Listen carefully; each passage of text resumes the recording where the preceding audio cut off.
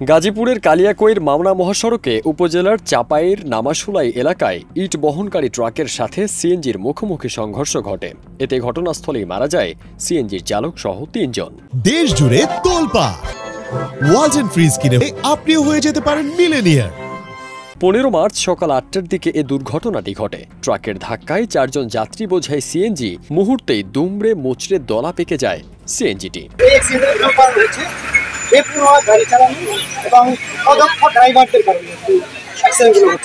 মৃত সিএনজি চালক জামালপুরের সদর থানার সুনিয়াটেক গ্রামের চানমিয়ার ছেলে ওবায়দুর রহমান।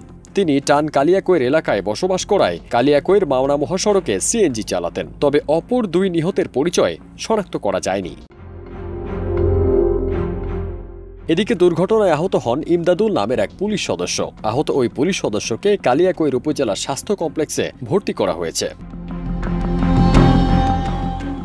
কালিয়াকৈর থানার এসআই কামরুল ইসলাম বলেন, এই ঘটনায় ৩ জনের লাশ উদ্ধার করা হয়েছে। এর মধ্যে একজন পুলিশ সদস্য গুরুতর আহত। ইতিমধ্যে অপর ২ জনের পরিচয় শনাক্তের চেষ্টা চলছে। ঘাতক ট্রাকটি জব্দ করা গেলেও ট্রাকের হেলপার ও চালক পালিয়ে গেছে। পারদিন সানি, দেশ রূপান্তর।